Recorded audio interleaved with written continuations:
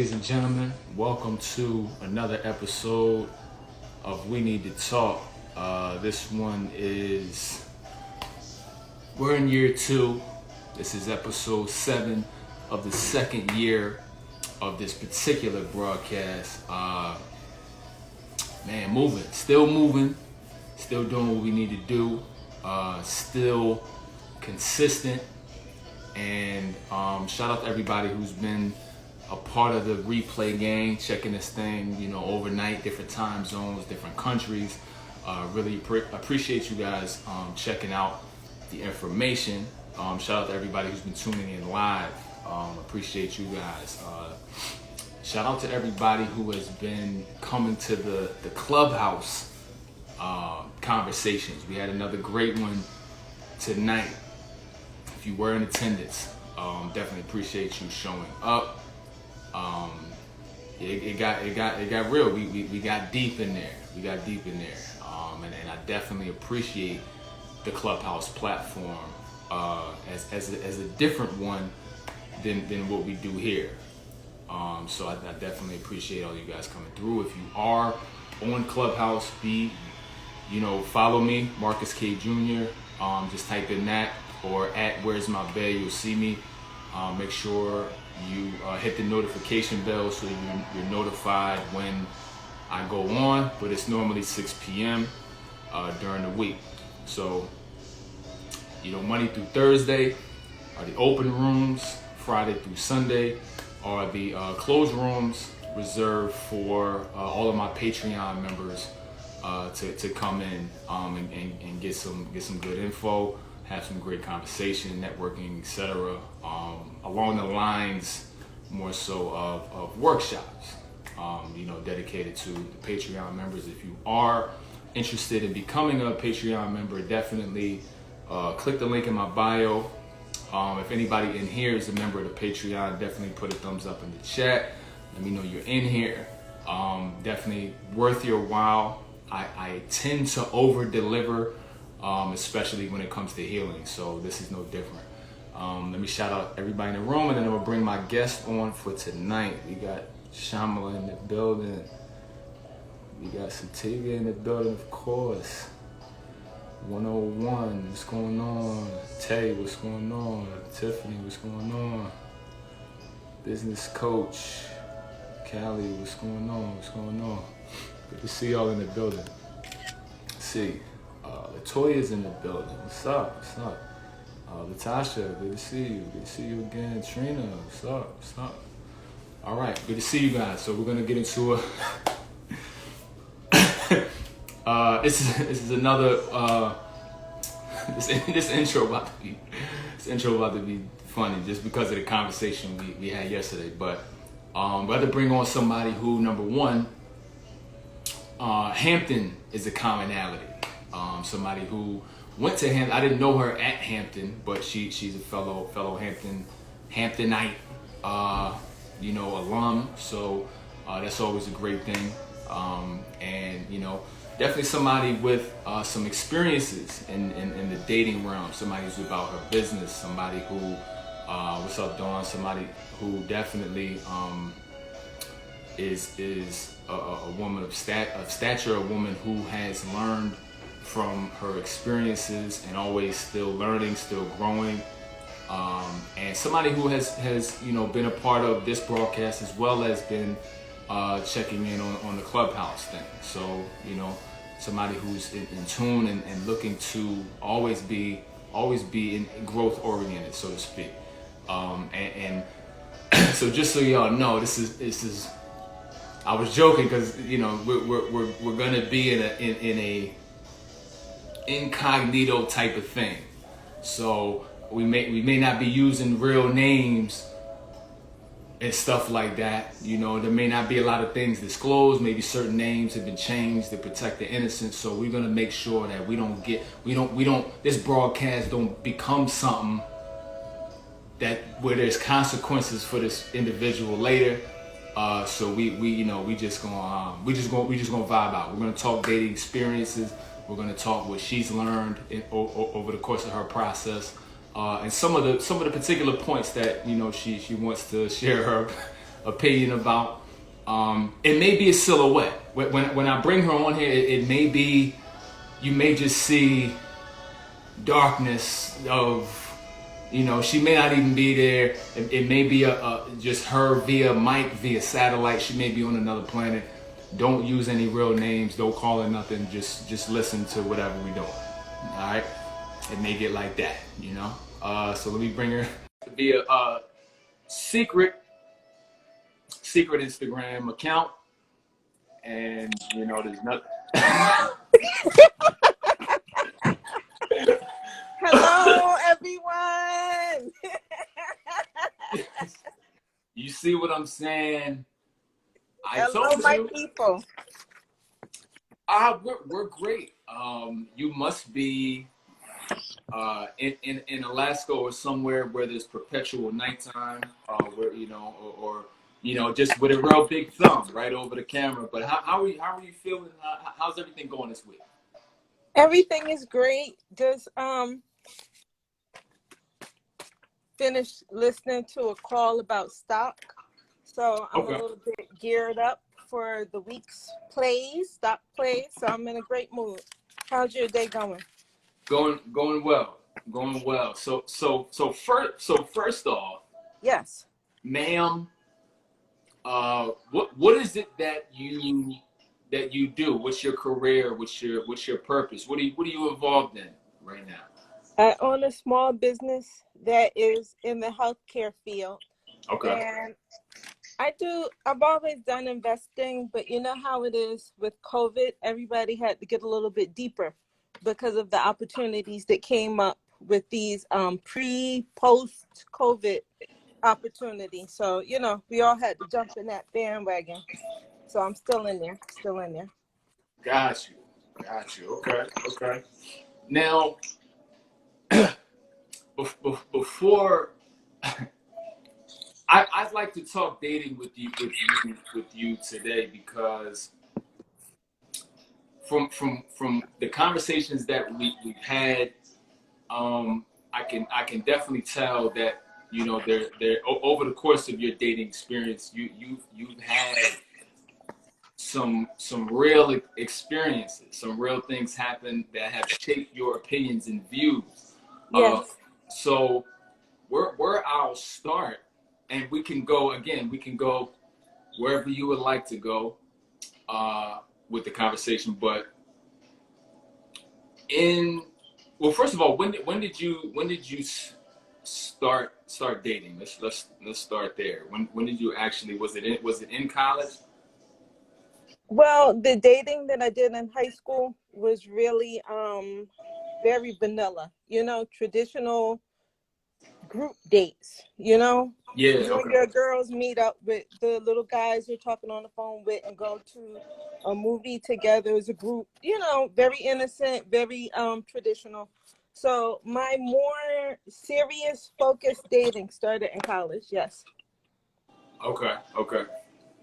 Now, in college, how did your dating experience go? Because I remember, just briefly, Hampton, I went in not really trying to have a committed relationship. As we all know, Hampton has a notable and famous ratio of male to female. And the males are usually outnumbered double digits to one. It's a very beautiful place to be for someone Yes. like myself. I did end up dating somebody seriously.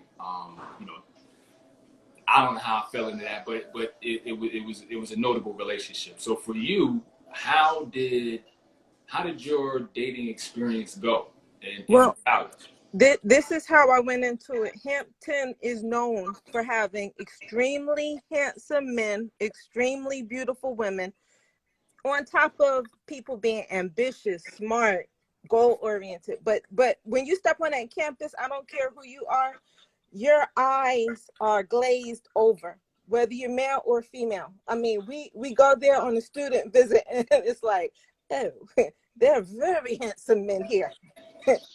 Very handsome. So you go there knowing what's going to happen. I had family members that were students, family members that had just graduated, and I had mentors that told me, just focus on your schoolwork when you get there. You know, just make it through freshman year, because a lot Right. of people won't even make it to sophomore year. So don't get caught up. So during my freshman year, I was focused on my work. I had little phone friends, but it wasn't like I was there. I was just trying to get the highest grades possible, and make it through that freshman year, making friends, doing the traditional things. I was homesick. I was going home because it was so boring. I was used to having a very active social life at home, and then you go there in the middle of you know how it is, any college campus. Sometimes you're in the middle of the city, sometimes you're just in a regular town with not much to do. So I was used to going to NYC, going to, really active places like top house music festivals, clubs, teen clubs. And then you go there and you're like, this is boring. I like it, but I kind of hate it. So I wasn't trying to date, but I would go. It was still the same type of thing, almost like high school. You talk on the phone to guys, you get to know them, but I had already been instructed. These people are wild. They aren't even going to be trying to be in a relationship your freshman year. So just, take things real light. Enjoy the attention, but don't get caught up. So I didn't, take anybody seriously my freshman year. Sophomore year, I did light dating. Light dating. Hold on, let me think. I had a relationship that lasted my sophomore, junior, and part of my senior year, but I wasn't so serious my sophomore year. It was more like that warning was still there. Don't get distracted. So it's not like I went into school open. I knew what it was and I knew what it wasn't. So I wasn't there, wide-eyed and naive and, distracted and going through ups and downs. I had prior knowledge. So it's like I got there and I took it for what it was. So why I'm curious now, because it's admirable. We all should have a certain sense of like discipline and direction and things like that. Why? First of all, was it easy for you to be focused on studying in school, or because you can have a balance? You know what I'm saying? There is No, a I middle had a ground balance. between I getting was I caught was up. entertaining people, as in people attracted to me, calling me, but I wasn't so I wasn't beat, I wasn't beat. Yeah. Sometimes the people you like might not be, how do you say it? You both like each other, but the guy might not be available. Your freshman and sophomore year, a lot of times people still have their love back at home. You know what I Okay. mean? Okay. Like, Okay. it's not like I was like, oh my gosh, so many guys. I was going home every month. I wasn't even, like you said, the ratio is a factor. Mm-hmm. So it's not like I was trying to be caught up in no foolishness. I had a boyfriend probably by I would go on dates, but I probably had a boyfriend, the guy who I was with for sophomore, junior, and part of senior year.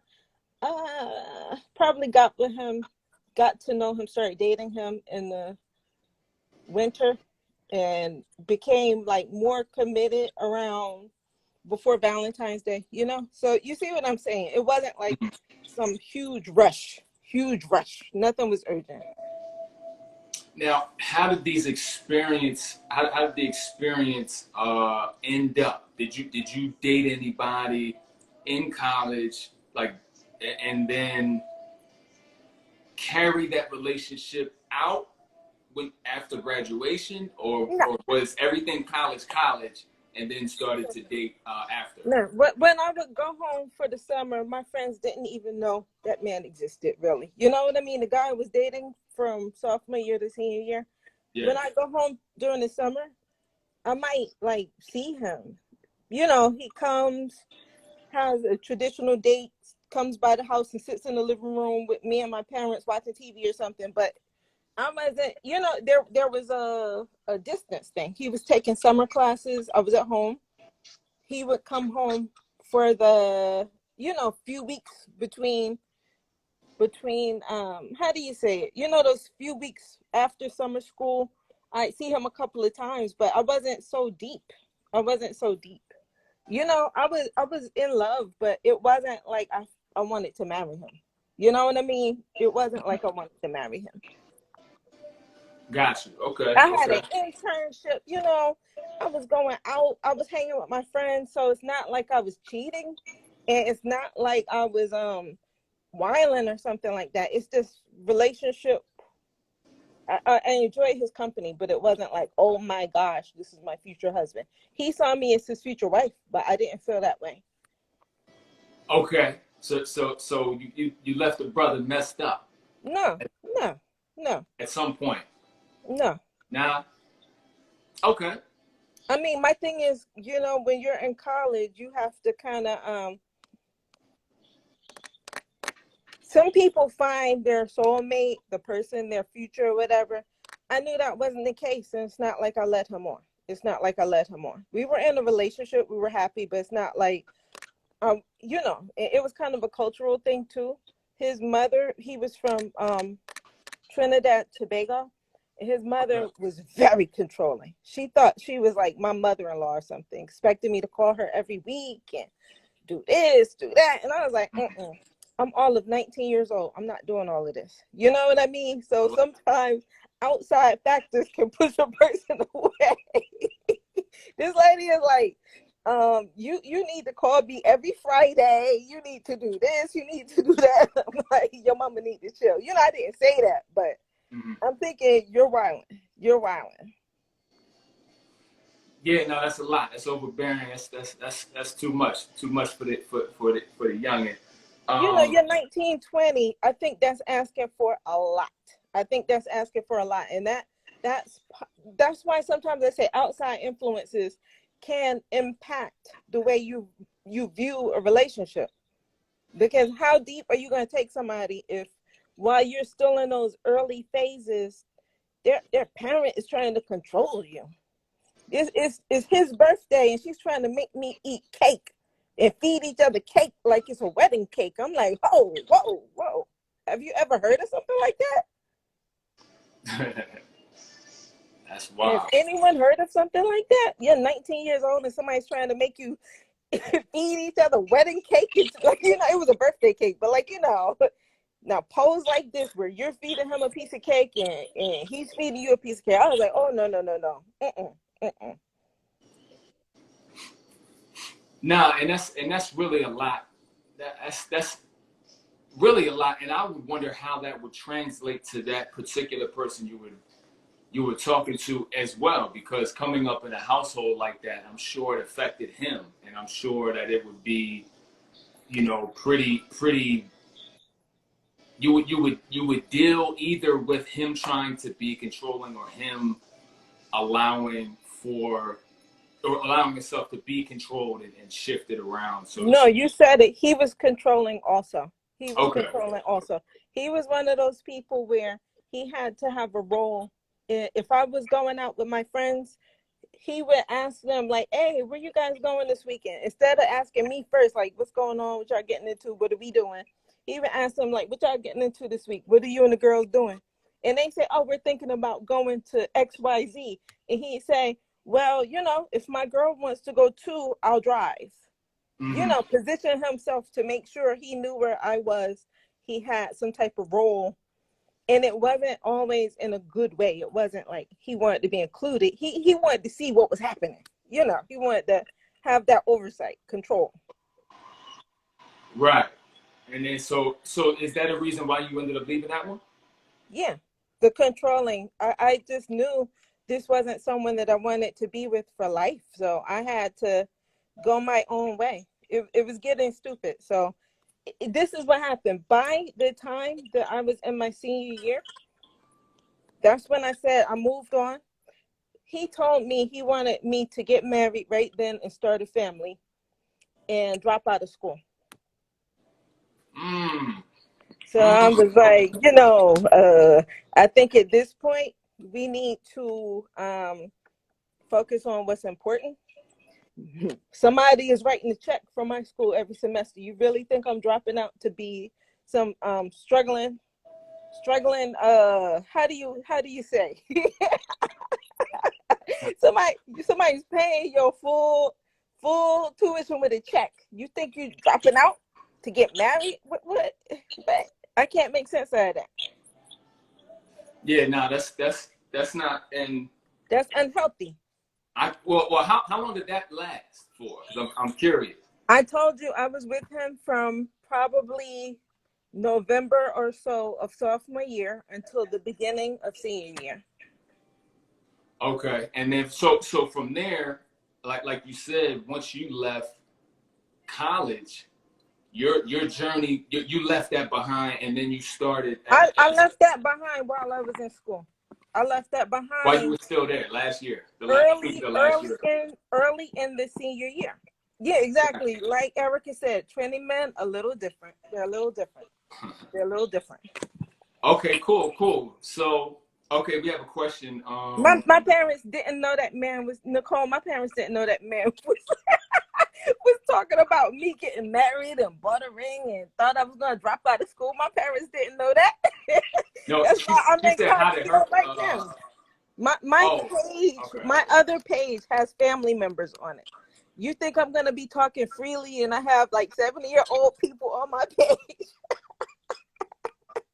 Absolutely not. All right, we have another question from Dolores. It says, "Was your boyfriend Hispanic? Are you Hispanic?" No, I'm American, black, multi-generational black, and he was born here, but from Trinidad, black Trinidad. Got it. Okay. All right. So, I want to carry these themes forward. The reason I asked you for the start of your relationship timeline or dating timeline, so I can see what if we can build some themes here. So we got the controlling factor, Yes, sir. Yes, sir. overbearing, I guess possessive to a degree, wanting to be, wanting to take you out of what matters to you. Because, again, relationship, obviously this is college, but you really see what's going on in people for who they actually are. Because yes, sir. For him to want to derail you means that it's not about what you value, it's about what this person values. So yes, sir. Now take me to post college and your Well, first dating let's go experience. back to college. After I dated him, I had wonderful experiences dating guys for the rest of my senior year. Traditional dates, traditional nice dates, reservations, plans. It wasn't like I was jumping out of a controlling relationship into another one. I enjoyed my dating life for the rest of my college career, moved on, and during those first few years out of school, I still lived with my parents until I moved out when I turned 24. So that's when I started dating. You know how when you live with your parents, you're going out, but you're respecting the household. You aren't really, gonna be so deep where you're with somebody, every day after work and doing this and doing that. I kind of took it easy. I was home working, saving, with intent to live a full traditional adult life when I moved out. So I moved out when I was 24. So that's when I was able to focus on dating. That's when I was able to start a traditional dating life. Got you. So what were those from 24, around that range? What were the experiences like? Do you remember the first serious relationships, or just how the dating climate was once you were out of? Yeah.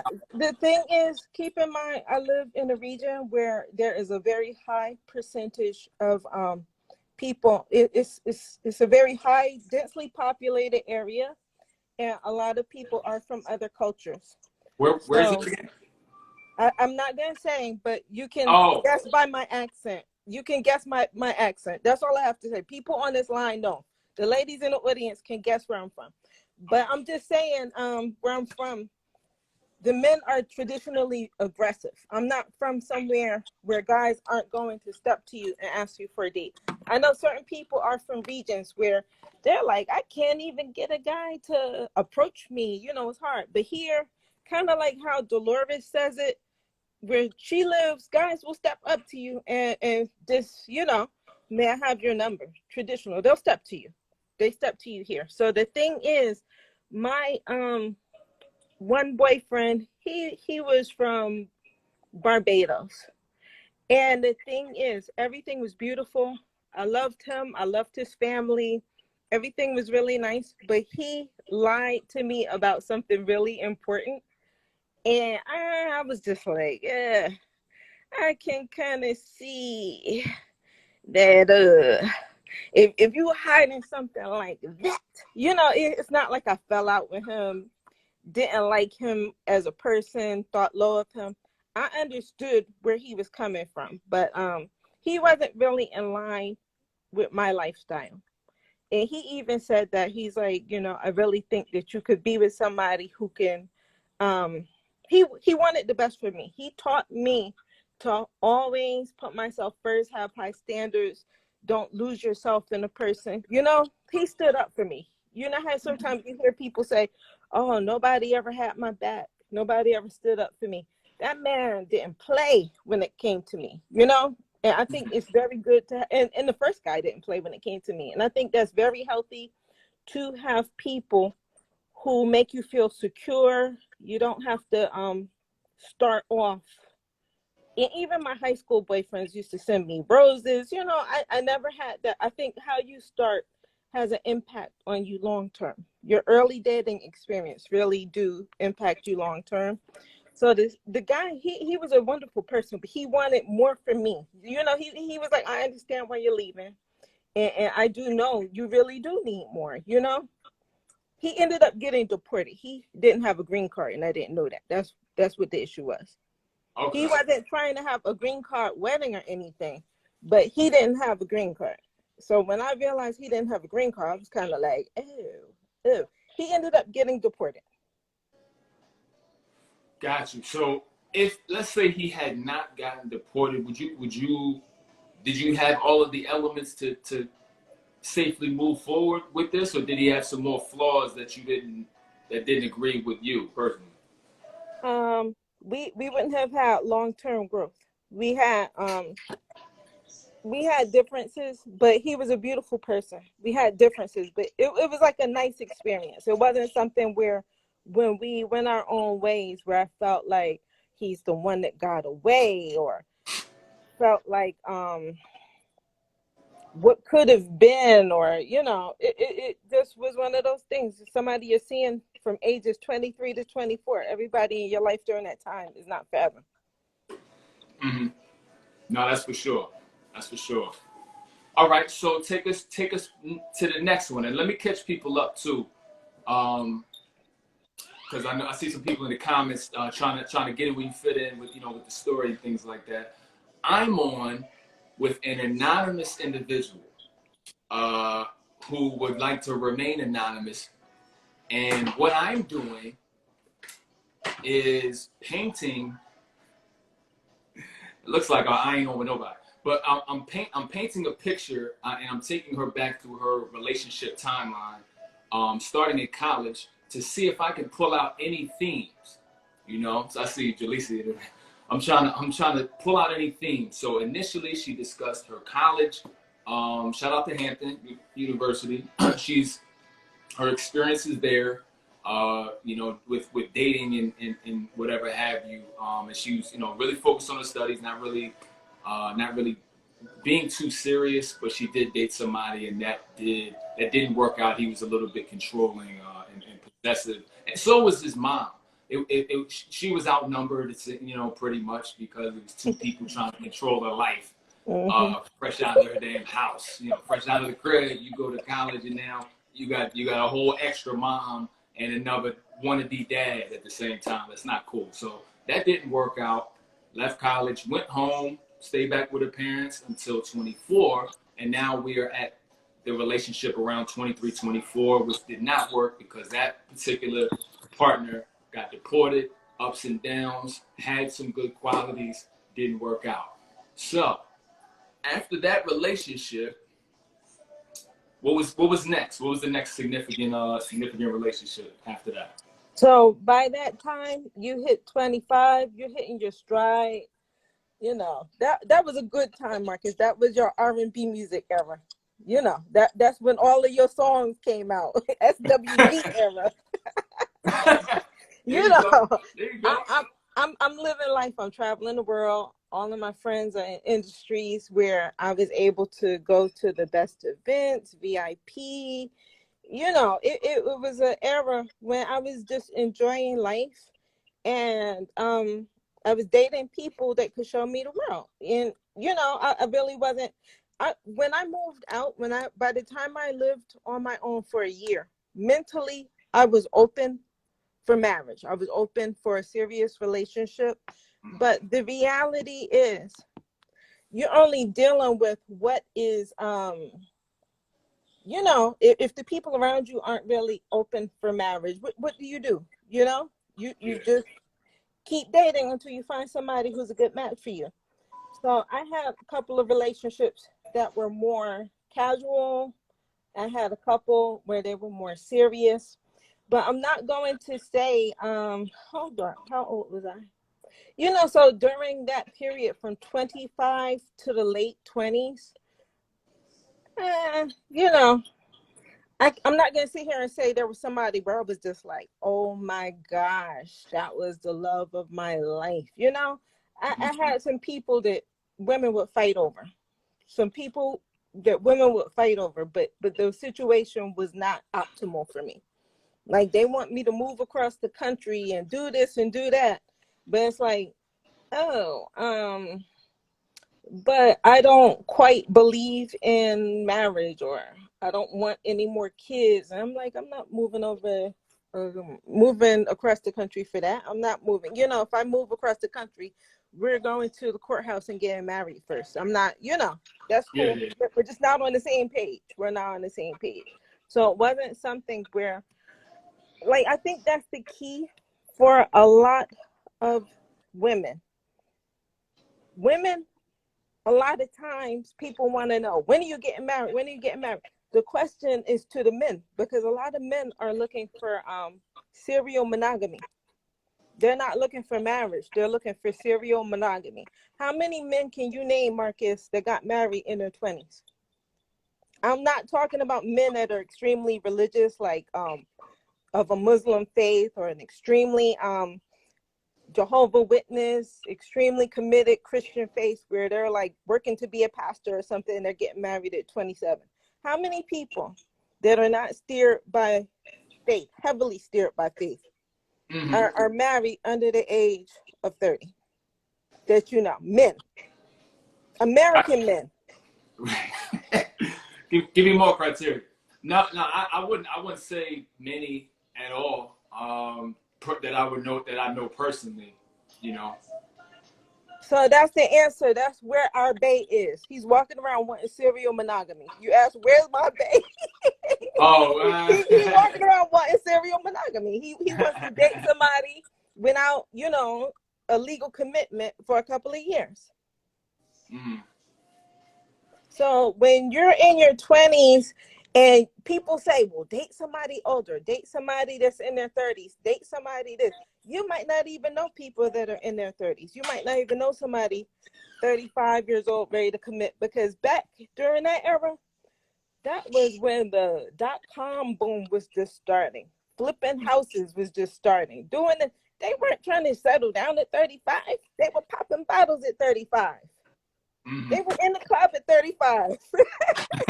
So I'm just saying, no matter what culture you dated, and I'll be honest with you, I did not always hang with my culture during my 20s.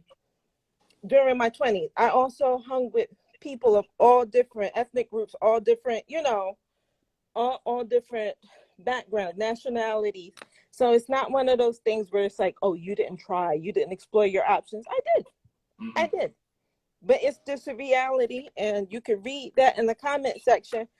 Everything is not always how you envision it.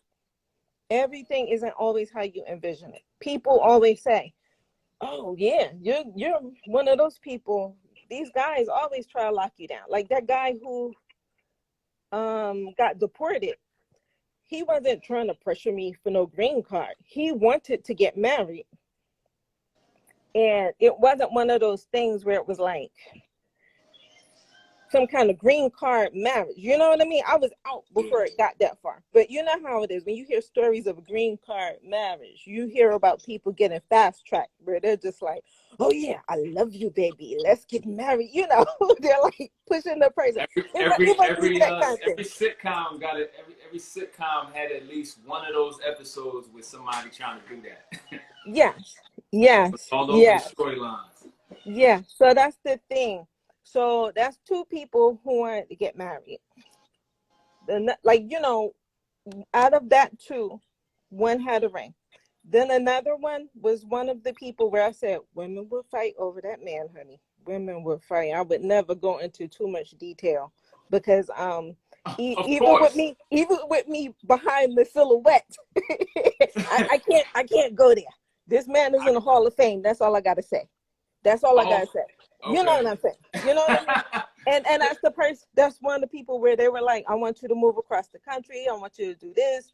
I want you to just, you know, I used to help him with certain paperwork for his business. Like, you know, just work with me. You know, just work with me.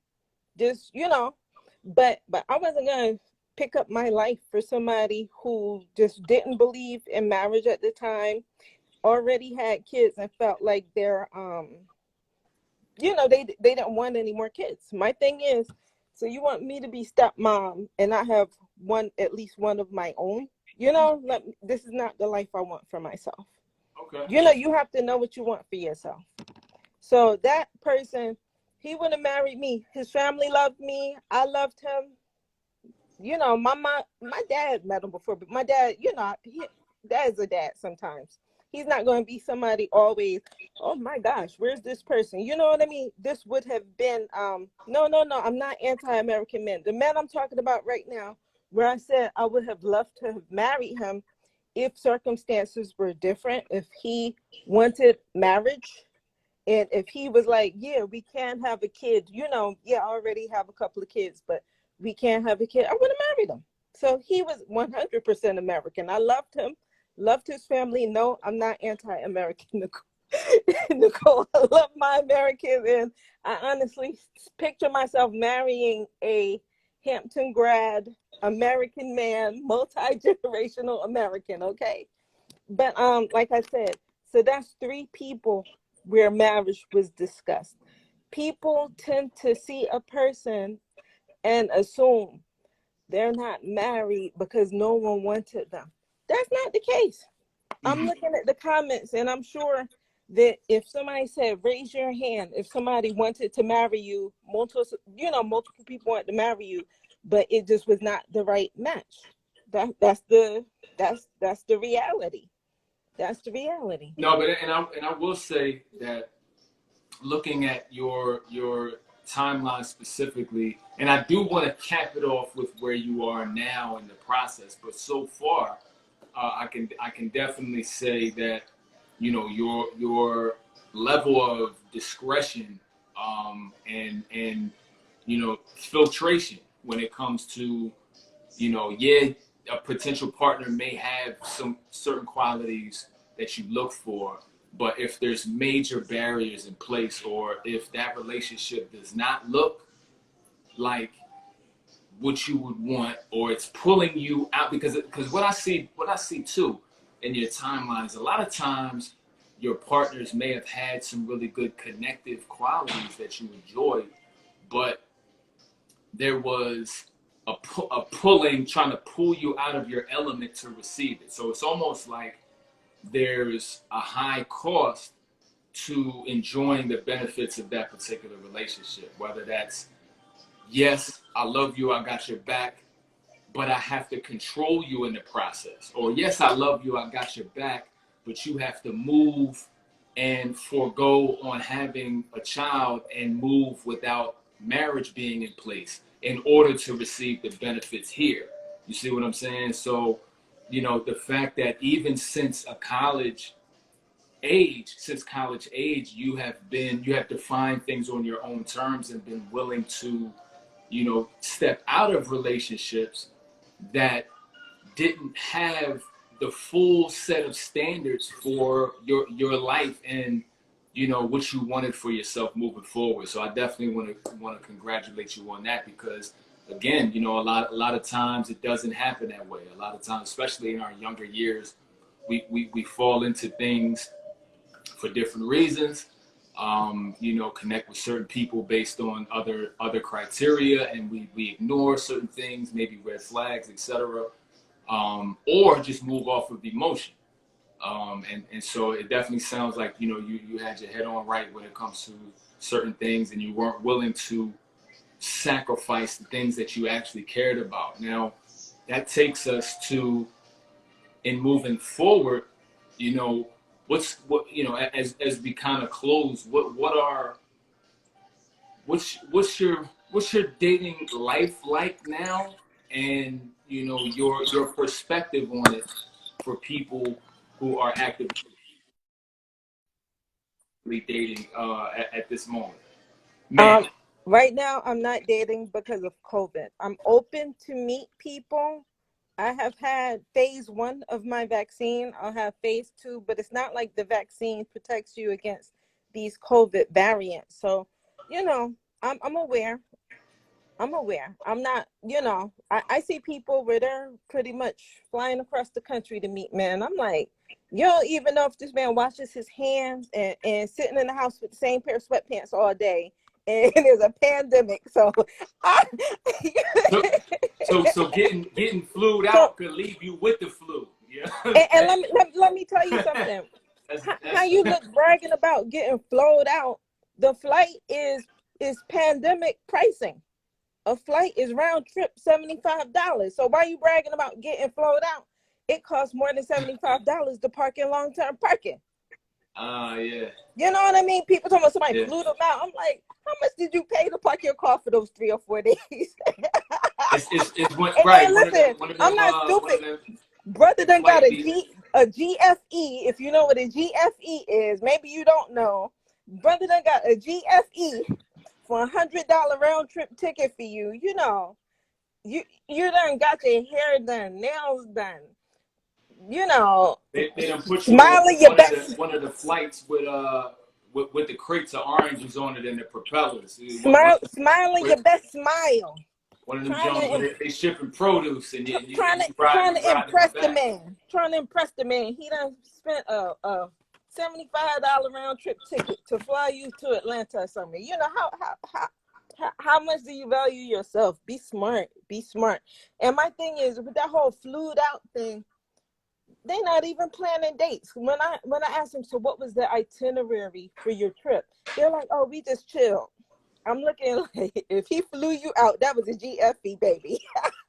And if you don't know what GFE is, Google that up after we get off. Write it down. GFE. Google it up. That's what y'all giving if somebody's flying you out during the pandemic. But anyway, I'm open to meet people, Mm-hmm. but I'm not pushing it. And I think that this summer will be great for everyone because people will be actively socializing. Actively socializing. Mm-hmm. So I'm very optimistic. I think that everybody is going to be if you want a social life this summer, you'll have one. I don't think it'll be hard to meet nice people. And my whole key is everyone that I have met, because sometimes people say to me, how do you meet these guys? If they meet me and I'm out with my girls, they're like, gosh, he's such a gentleman. He did this. I just observed the way he interacts with you. How you meet a person, your energy, who you're around when they meet, all of that weighs. How people treat you sometimes has to do with not just you as a person, your whole energy, everything that revolves around you, how you interact, who you have around you. Sometimes you have to be a little careful of who it's cool to have, a very broad selection of friends, but who you have around you can impact how people treat you, whether you want to believe it or not. It really can have an impact, because I've thought about it before. There have been times where I have gone out and met up with a homegirl for cocktails, and it hit me. Wow, every time I go out with this girl, no men approach us. No men ever Mm, come up. And this girl is beautiful, sweet, hmm. beautiful. But it's That just the energy, huh? energy is very bad. Like if a man even walks over to the table, you'll see the way she looks like, what does he want kind of look, you know? And who's really gonna say, hello, ladies, can I pick up your tab? Can I sit down and speak with you? And end up progressing. His friends come over, you all exchange numbers, go to, the next spot after that. That's not gonna happen. That socializing will end when that friend or that group of friends at your table is mean mugging him and doesn't even realize it. It's hard to get approached with a guard dog at the dinner table. You know what I Yeah. mean? Yeah. Sometimes the girls It's don't just realize their energy is really bad. When I go out with my cousins, I mean, these could be my cousins that are younger or older. We all have a similar energy. People are just like, yo, I don't know who you guys are, but I think that you all are, blah, blah, blah. Next thing you know, our whole dinner tab is paid. I'm not talking about drinks. Dinner tab is paid, everything. If somebody wants to have a date with one of the gentlemen, they're right there. Like, you guys are very beautiful. I like your energy. You're so nice. Blah blah blah. You have to be aware. Nobody's going to tell you this. Nobody's going to tell you this. But that energy of your circle can impact your dating life. Can impact your dating life. Just pay attention. Nobody's going to tell you this. no, indeed, indeed, and that's definitely 100% correct when it comes down to it. The energy speaks when you don't, and I've definitely been in situations where that toxic or that negative or that very distancing energy can be felt, from long distance, and it can, proximity. Again, anything in your sphere of influence is going to affect the outcomes that you want. So that's definitely something great for the people to keep in mind. Uh, and you know, wanted to thank you for coming on and sharing your experiences despite not sharing your face. I want to say that I hope you enjoy the rest of your witness protection stay, whatever individual location they have placed you in. And I do hope for your safety, and that nobody finds your location and it doesn't get exposed or anything like that. I would say tell us where to find you, but you don't want to be found. So Exactly. we're gonna keep everything solid. And thank you for the experiences, and definitely for putting things in perspective, because again, one thing that I definitely noticed, and that definitely can be highlighted here, is to remain steadfast on your attachment to your particular standards, and not allowing yourself to be put in a situation based on somebody else's interest, or how they to be pulled into somebody else's agenda, but rather to be in a position when the time is right to meet somebody and have and co-create an agenda that works seamlessly with both of you. So I'm going to close it up real quick. Here are my keys to success. I don't have this heavy baggage. Every man that I meet, I'm excited and optimistic. But the thing is, I never dated a bum in my life. Number two, I am very aware. Like, I start off with you having the full option of getting to know me, but it's like a demerit thing, and I'm not knocking people down. It's just more, I don't come with a barrier. So I think that when you're dating people, just have an open mind and an open heart, and be open, but keep your eyes open. Don't date bums, and don't deal with domestic violence or anything like that. When I had that controlling guy, it was never something where I felt physically threatened. but I knew that would have been a mental chain, and turned into mental, mental abuse down the line. So stay open. I've had wonderful relationships, and one of the guys tried to circle back recently, and I was just like, oh no, sometimes you need to realize the past is in the past. We have something really big coming up now that COVID is about to be behind us. Get out and date, but I don't mean like physical. Just get to know people and have fun. Enjoy male company, guys. I'm out of here. I love you guys. Bye. Bye, Marcus. All right, see you later. Thanks for coming. And for everybody here, thanks for tuning in. Come through tomorrow night. Also, check me out on Clubhouse as well. Great conversation. So hit the notification wherever you can. And I'll see you guys tomorrow night.